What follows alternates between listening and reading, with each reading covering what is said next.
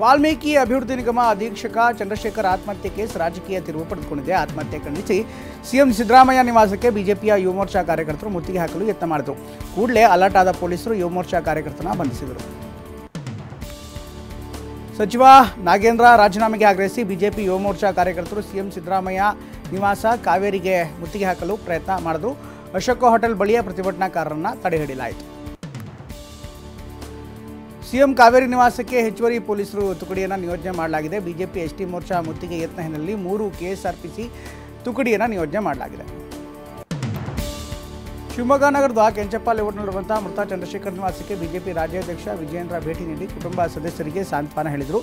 BJP ನಿಮ್ಮ ಜೊತೆ ಇದೆ ಅಂತ ಭರವಸೆ ಕೊಟ್ಟರು. ಲೈಂಗಿಕ ದೌರ್ಜನ್ಯ ಕೇಸ್ ಆರೋಪಿಯಾಗಿರುವಂತಹ ಸಂಸದ ಪ್ರಜ್ವಲ್ ರೇವಣ್ಣ ಇಂದು ಭಾರತಕ್ಕೆ ವಾಪಸ್ ಬರ್ತಾರೆ ಅಂತ ಹೇಳಲಾಗ್ತಾ ಇದೆ. ಜರ್ಮನಿಯ ಮ್ಯೂನಿಕ್ನಿಂದ ಬೆಂಗಳೂರಿಗೆ ಫ್ಲೈಟ್ ಟಿಕೆಟ್ ಬುಕ್ ಮಾಡಲಾಗಿದೆ. ಲುಫ್ತಾನ್ಸಾ ಏರ್ಲೈನ್ಸ್ ವಿಮಾನ ಟಿಕೆಟ್ ಬುಕ್ ಮಾಡಿದ್ದು ಮಧ್ಯರಾತ್ರಿ 12:30ಕ್ಕೆ ಬೆಂಗಳೂರಿಗೆ ಬರುವ ನಿರೀಕ್ಷೆ ಇದೆ. ಇಂದು ಮಧ್ಯಾಹ್ನ 3:30ಕ್ಕೆ ವಿಮಾನ ಹತ್ತಿದರೆ ಮಾತ್ರ ಪ್ರಜ್ವಲ್ ಆಗಮಿಸೋದು ಖಚಿತ ಆಗಲಿದೆ. ಕಳೆದ ಬಾರಿ ಟಿಕೆಟ್ ಬುಕ್ ಮಾಡಿ ಪ್ರಜ್ವಲ್ ರೇವಣ್ಣ ವಿಮಾನ ಹತ್ತಿರಲಿಲ್ಲ. ಈ ಬಾರಿ ಅದೇ ರೀತಿ ಮಾಡ್ತಾರಾ ಅನ್ನುವಂಥ ಅನುಮಾನ ಮೂಡಿದೆ. ಪ್ರಜ್ವಲ್ ರೇವಣ್ಣ ಬಂಧನಕ್ಕೆ ಎಸ್ಐಟಿ ಸಕಲ ತಯಾರಿ ಮಾಡಿಕೊಂಡಿದೆ. ಕೆಂಪೇಗೌಡ ವಿಮಾನ ನಿಲ್ದಾಣದಲ್ಲಿ ಎಸ್ಐಟಿ ಠಿಕಾಣಿ ಹೂಡಿದೆ. ಬೆಂಗಳೂರಿಗೆ ಬರ್ತಾ ಇದ್ದಂತೆ ಇಮಿಗ್ರೇಷನ್ನಲ್ಲಿ ವಶಕ್ಕೆ ಪಡೆಯುವ ಸಾಧ್ಯತೆ ಇದೆ.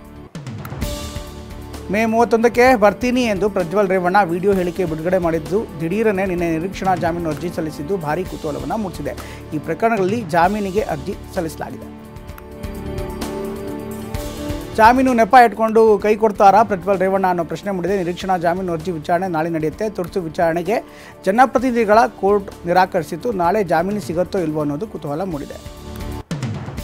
ಸಂಸದ ಪ್ರಜ್ವಲ್ ರೇವಣ್ಣ ಬಂಧನಕ್ಕೆ ಆಗ್ರಹಿಸಿ ಹಾಸನದಲ್ಲಿ ಬೃಹತ್ ಪ್ರತಿಭಟನೆಯನ್ನು ಆಯೋಜನೆ ಮಾಡಲಾಗಿದೆ. ಮಹಿಳಾ ಸಂಘಟನೆಗಳು ಸೇರಿ 113ಕ್ಕೂ ಹೆಚ್ಚು ಸಂಘಟನೆಗಳು ಪ್ರೊಟೆಸ್ಟ್ ಮಾಡ್ತಾ ಇವೆ. ಸಂತ್ರಸ್ತೆ ಕಿಡ್ನಾಪ್ ಕೇಸ್ನಲ್ಲಿ ಭವಾನಿ ರೇವಣ್ಣಗೆ ಕಂಟಕ ಎದುರಾಗಿದೆ. ನಾಳೆಯೇ ಭವಾನಿ ರೇವಣ್ಣ ಜಾಮೀನು ಅರ್ಜಿ ಆದೇಶ ಹೊರಬೀಳುತ್ತೆ. ನಾಳೆ ಜನಪ್ರತಿನಿಧಿಗಳ ವಿಶೇಷ ನ್ಯಾಯಾಲಯದಲ್ಲಿ ಭವಾನಿ ಭವಿಷ್ಯ ನಿರ್ಧಾರ ಆಗುತ್ತೆ. ವಿಧಾನ ಪರಿಷತ್ ಚುನಾವಣೆಗೆ ಅಭ್ಯರ್ಥಿಗಳ ಆಯ್ಕೆಗೆ ಕಾಂಗ್ರೆಸ್ ಭಾರೀ ಕಸರತ್ತು ನಡೆಸ್ತಾ ಇದೆ. ದೆಹಲಿಯಲ್ಲಿರೋ ಮಲ್ಲಿಕಾರ್ಜುನ್ ಖರ್ಗೆ ನಿವಾಸದಲ್ಲಿ ರಾತ್ರಿ ಮಹತ್ವದ ಸಭೆ ನಡೆಸಲಾಯಿತು. ಸಭೆಯಲ್ಲಿ CM Siddaramaiah, DK Shivakumar, KC Venugopal, Randeep Surjewala ಭಾಗಿಯಾಗಿದ್ದರು. ಪರಿಷತ್ ಚುನಾವಣೆ ಗೆಲ್ಲೋದಕ್ಕೆ ಕಾಂಗ್ರೆಸ್ ಭರ್ಜರಿ ಪ್ಲಾನ್ ಮಾಡಿದೆ. ಒಬಿಸಿ ಸಮುದಾಯದಿಂದ ಯತೀಂದ್ರ ಸಿದ್ದರಾಮಯ್ಯ, ಎನ್ಎಸ್ ಬೋಸರಾಜು, ಎಂಸಿ ವೇಣುಗೋಪಾಲ್ ಆಯ್ಕೆ ಬಗ್ಗೆ ಚರ್ಚೆಯಲ್ಲಿ ಸಭೆ ನಡೆಸಲಾಗಿದೆ. ಬೆಂಗಳೂರಿನ ಫಾರ್ಮ್ ಹೌಸ್ ಒಂದರಲ್ಲಿ ನಡೆದ ರೇವ್ ಪಾರ್ಟಿ ಕೇಸ್ನಲ್ಲಿ ತೆಲುಗು ನಟಿ ಹೇಮಾಗೆ ಬಂಧನ ಭೀತಿ ಕಾಡ್ತಾ ಇದೆ. 2ನೇ ನೋಟಿಸ್ ಬಳಿಕ ಹೇಮಾಗೆ ಬಂಧನ ಭೀತಿ ಎದುರಾಗಿದೆ. ನೋಟಿಸ್ಗೆ ಹಾಜರಾಗದೇ ಇದ್ದರೆ ನಟಿಯನ್ನು ಬಂಧಿಸಲು ಸಿಸಿಬಿ ಚಿಂತನೆ ನಡೆಸಿದೆ. ಬೆಂಗಳೂರಿನಲ್ಲಿ ರೇವ್ ಪಾರ್ಟಿ ಕೇಸ್ನಲ್ಲಿ ಮತ್ತೊಬ್ಬ ತೆಲುಗು ನಟಿಗೂ ಕೂಡ ಸಂಕಷ್ಟ ಎದುರಾಗಿದೆ. ನಟಿ ಆಶಿ ರಾಯ್ಗೆ ಸಿಸಿಬಿ ನೋಟಿಸ್ ನೀಡಿದೆ. ವಕೀಲೆ ಚೈತ್ರಾ ಗೌಡ ಸಾವಿನ ಬಗ್ಗೆ ಹಲವು ಅನುಮಾನ ಹುಟ್ಟಿಕೊಂಡಿರುವ ಹಿನ್ನೆಲೆಯಲ್ಲಿ ಸಿಸಿಬಿಗೆ ಪ್ರಕರಣವನ್ನು ವರ್ಗಾವಣೆ ಆಗಿದೆ. ಇನ್ನು ಮೇ 11ಕ್ಕೆ ಸಂಜಯನಗರ ಠಾಣಾ ವ್ಯಾಪ್ತಿಯಲ್ಲಿ ಕೆಐಡಿಬಿ ಅಧಿಕಾರಿ ಪತ್ನಿ ಚೈತ್ರಾ ಗೌಡ ಆತ್ಮಹತ್ಯೆ ಮಾಡಿಕೊಂಡಿದ್ದರು. ಚೈತ್ರಾ ನಿಗೂಢ ಸಾವು ಕೇಸ್ ವರ್ಗಾವಣೆ ಆಗ್ತಾ ಇದ್ದಂತೆ ಸಿಸಿಬಿ ತನಿಖೆ ಚುರುಕುಗೊಳಿಸಿದೆ. ಚೈತ್ರಾ ಜೊತೆಗೆ ಮಾತನಾಡಿರೋ ಕಾಲ್ ಲಿಸ್ಟ್ನಲ್ಲಿ ಹಣಕಾಸು ವರದಿ ಇನ್ನಿತರ ವ್ಯವಹಾರದ ಬಗ್ಗೆ ಪರಿಶೀಲನೆಗೆ ಮುಂದಾಗ್ತಾ ಇದೆ.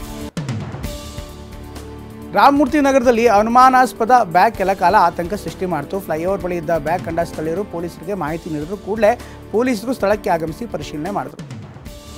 ಶಿವಮೊಗ್ಗದಲ್ಲಿ ದುಷ್ಕರ್ಮಿಗಳು ಗಾಂಜಾ ನಶೆಯಲ್ಲಿ ಅಟ್ಟಹಾಸ ಮೆರೆದಿದ್ದಾರೆ. ಹೊಸಮನೆ ಮಾರಿಕಾಂಬಾ ದೇವಸ್ಥಾನದ ಬಳಿ ಘಟನೆ ನಡೆದಿದ್ದು ಸಿಕ್ಕ ವಾಹನಗಳು ಈಗ ಜಖಮಾಗಿವೆ.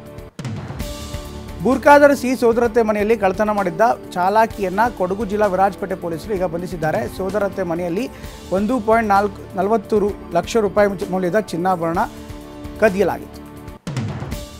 ಗೋವಾದ ಮನೋಹರ್ ಅಂತಾರಾಷ್ಟ್ರೀಯ ಏರ್ಪೋರ್ಟ್ ಬಳಿ ಸಿಡಿಲು ಬಡಿದಿದೆ. ಮೇ 22ರಂದು ಸಂಜೆ 5:15ರ ಸುಮಾರಿಗೆ ಸಿಡಿಲು ಬಡಿದಿದ್ದು ದೃಶ್ಯಗಳು ರನ್ವೇನ ಅಂಚಿನ ದೀಪಗಳಿಗೆ ಹಾನಿ ಉಂಟು ಮಾಡಿದೆ. 6 ವಿಮಾನಗಳ ಮಾರ್ಗವನ್ನು ಬದಲಾಯಿಸಲಾಗಿದೆ.